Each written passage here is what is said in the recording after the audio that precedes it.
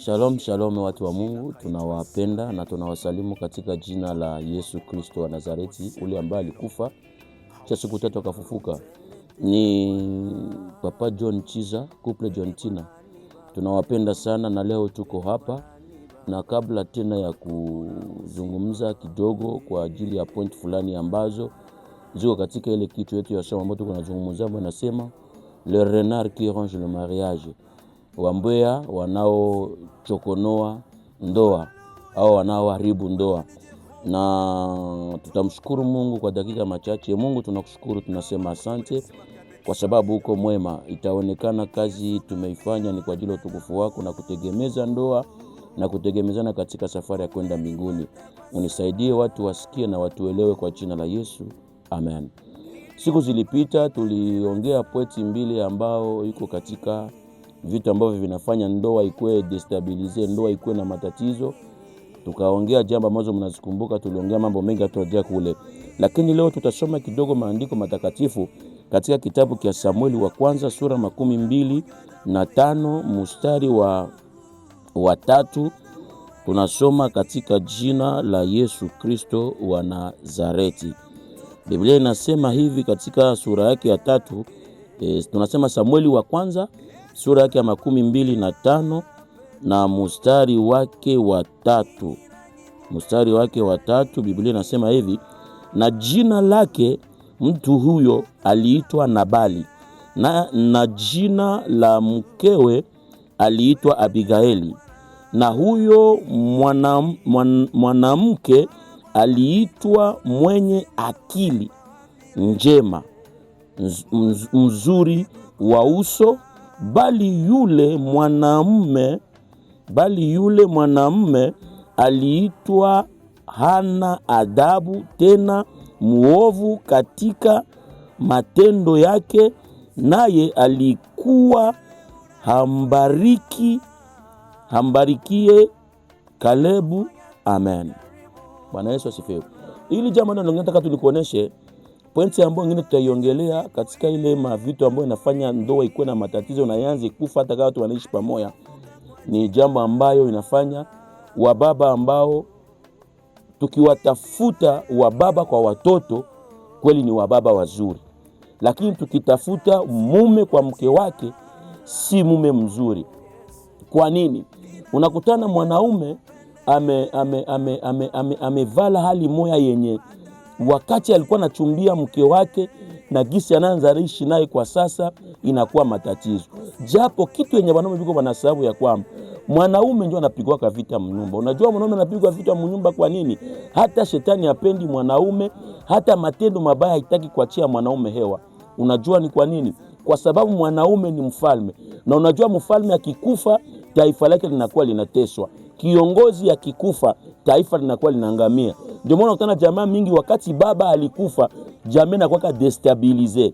Lakini utakutana sasa zima mama akikufa jamii itakuwa destabilize sana, lakini kiuchumi jamaa inaendelea kwa sababu mfalme bado angali. Sasa wakati shetani alijua kama wa baba ndio kichwa kia nyumba na Mungu amewapatia mamlaka ya kutawala hiyo falme yao, akaleta roho ambayo inafanya wanaume leo wanaanza dharau wake zao, hawawajali tena. Hii ni kitu ambayo inafanya ndoa ikuwe na matatizo katika nyumba.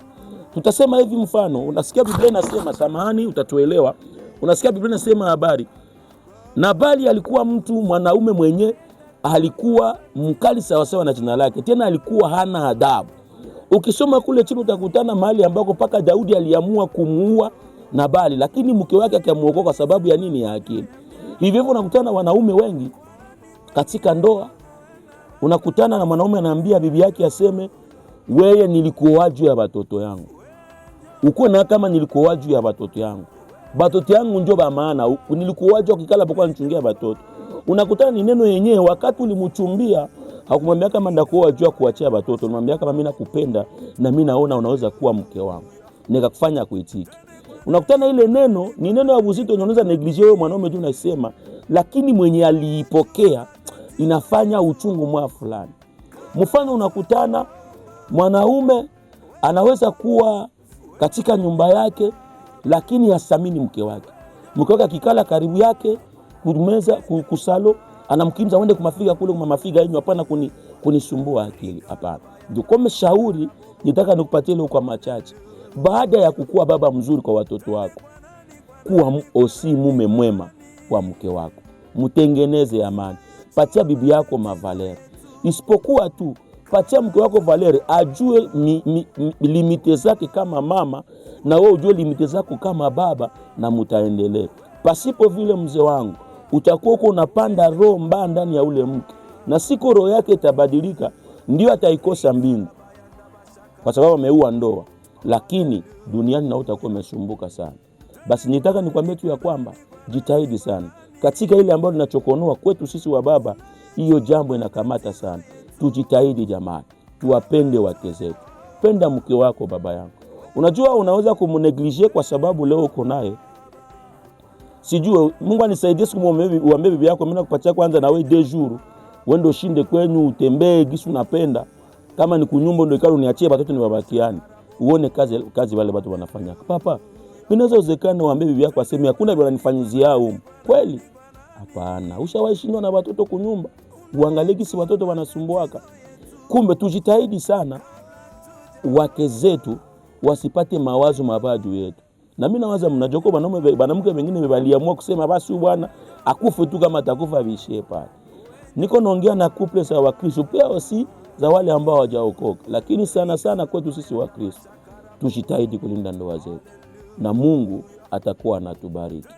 Basi ubarikiwe na Mungu na ulinde ndoa yako, maana nguvu ya jamaa, mimi narudilia tena, ni ndoa. Nguvu ya inchi ni ndoa kuwa na amani. Nguvu ya kanisa ni ndoa kuwa na amani. Nguvu ya jamaa juu batoto bakomale na edukasyon ko bien na maisha mazuri ni wakati baba na mama biko na amani. Mzee, patia mama amani, mpatie valere yake. Usifanye kesho watoto wako baseme mimi siwezi penda tena ule na bwana mweko sapa apagisa na anaishi na mama. Ni bihai ni raka mimi kama watoto wako wanza sema mimi naweza penda na mimi siku nipate mwanamke sawa bibi ya papa, watabia sawa bibi ya papa. Bafi wako baseme mimi naweza penda maisha Mungu nikisikilie huruma nipate mwanamke mwenye kuna tabia sawa babangu ngisi babangu anaishi na mamangu. Nitakuwa baraka. Hapana mtoto kwa nasema mimi napenda nipate papa mtakuwa bwana mtakuwa anipatia makuta saa papa, lakini hapana mtakuwa ananitesa si papa anatesaka mama. Hapana. Basi Mungu akubariki kwa jina la Yesu. Amen.